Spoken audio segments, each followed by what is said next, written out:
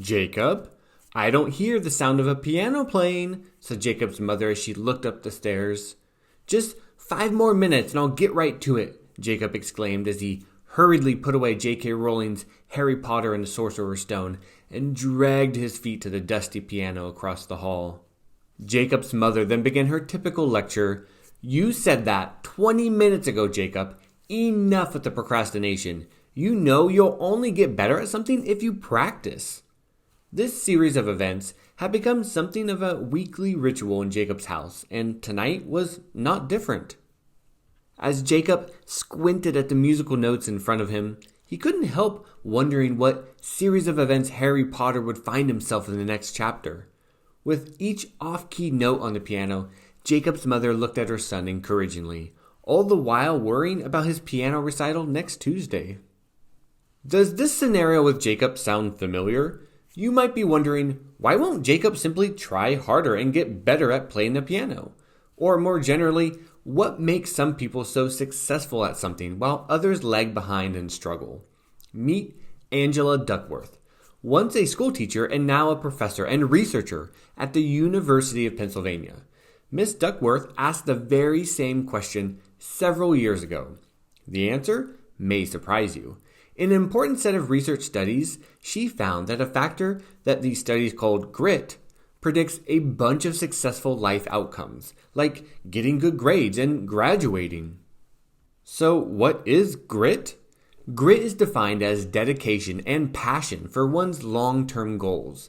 Grit is measured by asking people to rate themselves on a scale ranging from 1, not like me at all, to 5, very much like me. After reading statements like, "I am a hard worker," and "I am diligent." The higher one scores on this scale, the grittier they are said to be.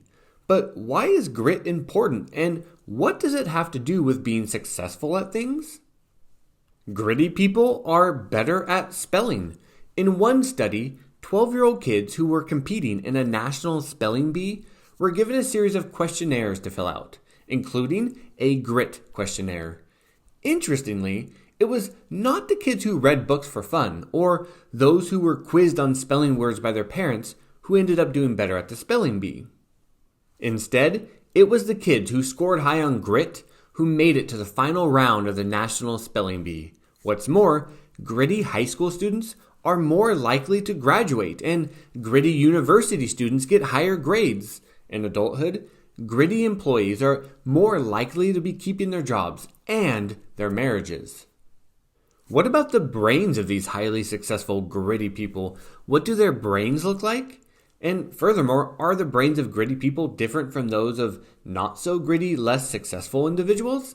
Let's take a look at the brain science behind research on grit. In a recent study, researchers trained 6-year-old kids on a variety of skills to improve their memory. The researchers also measured grit. As I'm sure you can probably guess by now, the kids who scored higher on grit had the biggest memory improvements following the training. But are the brains of the gritty 6-year-olds different from those of their less gritty peers? This is precisely the question that these researchers asked in the next part of the study. They knew that they needed to see these kids' brains, but how? They used what is called a neuroimaging tool to get pictures of these kids' brains. Neuro means brain, and imaging means getting a picture. The specific neuroimaging tool they used is called magnetic resonance imaging, MRI. MRI can be used to look at the shape or structure of the brains. So what did they find? Gritty kids had a differently shaped ventral striatum than did kids who scored lower on grit. What in the world is a ventral striatum? It is a small structure located deep within the core of the brain. The ventral striatum is responsible for a bunch of things, some of which include motivation and responding to rewards, like getting a good grade. So, compared with kids who score low in grit, a part of the brain involved in motivation is shaped differently in super gritty kids. But are these brain differences specific to young kids? What do brain research studies with older kids show? In a recent study, teenagers completed a grit questionnaire, and then they relaxed in a brain scanner. These researchers were not just interested in the shape of people's brains, but instead, they wanted to look at the function or activation of their brains. The researchers asked, Do grittier teens have a different pattern of brain activity when compared to their less gritty counterparts? After all, the brain is not just a clump of dough sitting in our skull with nothing to do. We know that the brain is an active organ that communicates with itself and with the rest of the body by sending signals to help us think, move, breathe, and everything in between. So these researchers asked the teens in their study to simply relax in a brain scanner used to measure brain activation, a neuroimaging tool called functional magnetic resonance imaging, fMRI. What did they find? Compared with their less gritty peers, grittier teens had a different pattern of brain activity in a part of the brain just behind the forehead, an area called the prefrontal cortex. Why is this important? Well, the prefrontal cortex, PFC, is involved in functions that are important when we are trying to be successful at a given task. Things like planning and self-control. Taking a step back, we can see that grit is linked with two types of brain structures. One, deep brain structures involved in motivation, like the ventral striatum.